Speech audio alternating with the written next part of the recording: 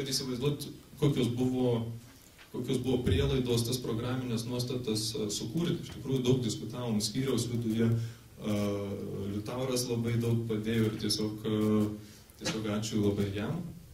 Marijampolės vizija. Mes manom, kad tai yra kraštas, kur yra gyvos liaudies tradicijos, kur yra išmintis ir įgimtas racionalumas, užtikrinantis veiksmingą savivaldą, verslo plėtrą ir tarptautinį patrauklumą, įvairias galimybės jaunimui ir vyresniai kartai, pagarbą gamtai ir sveiką gyvenimo būdą.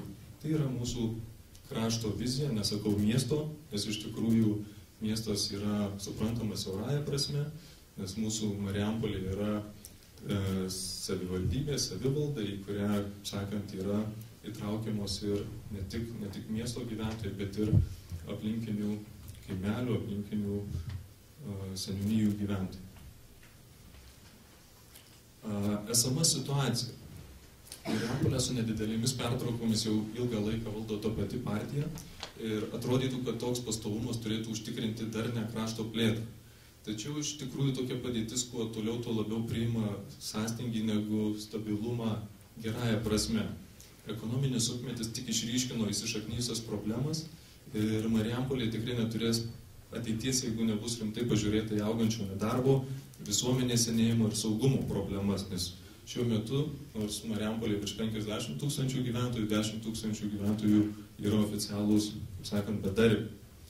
Nemažai kas priklauso, žinoma, nuo veiksmų visos šalies mastu, bet tai neatleidžia nuo atsakomybės imtis reikalingų darbų vietos lygiu. Puikiai geografinė padėtis, kai turime omeny Kaliningrado sritis, Lenkijos teritorija, visai šalia. Konkurencinės sėkmės pavyzdžiai, išplėtotas švietimo tinklas, pagaliau taupus ir racionalus Sūduvos kraštų žmonių charakteris, visą tai sudaro palankę terpę siekti krašto gerovės. Ir mes manom, kad ko šiandien trūksta iš tikrųjų, tai trūksta naujų idėjų ir veržlių politikų, gebančių sutelkti kraštiečius ambicingiams tikslams atlikti. Ir suformavome iš tikrųjų dviejopus tikslus. Vieni yra ilgalaikiai ir kiti yra trumpalaikiai. Prie ilgalaikių mes priskiriame, kad reikalinga reformuoti valdžios įstaigų ir saugumą palaikančių institucijų darbą, sudarant sąlygas jauniems, kompetentingiems, sąžiningiems ir mylintiems savo kraštą žmonėms dirbti valstybės tarnyboje. Stiprinti Marijampolės ekonomiką, deramą dėmesį skiriant smulkiajam ir vidutiniam verslui, vietos pramonės ir žemės ūkio plėtrai, užsienio investicijoms pritraukti. O iš tikrųjų šiuo metu skiriama labai mažai dėmesio. Paversti Marijampolę intelektualinių ir kultūrinių regionų traukos centru, modernizuojant ir stiprinant švietimo įstaigų ir kultūros centrų tinklą. Sutelkti kaimo ir miesto bendruomenę, sudarant reikiamas prielaidas jų plėtrai ir pilietiškumo stiprinimui. Rūpintis jaunimo užimtumu ir jo kūrybinio potencialo išnaudojimu, pritraukiant perspektyvius ir išsilavinusius žmonės rūpinti savo krašto gerovę. Paversti Marijampolę žaliu miestu, plėtojant miesto žaliasias erdves, ekologinį transportą ir skatinant atsinaujinančių energijos šaltinių panaudojimą. Tai programoje mes nusimatėm štai tokius ilgalaikius tikslus.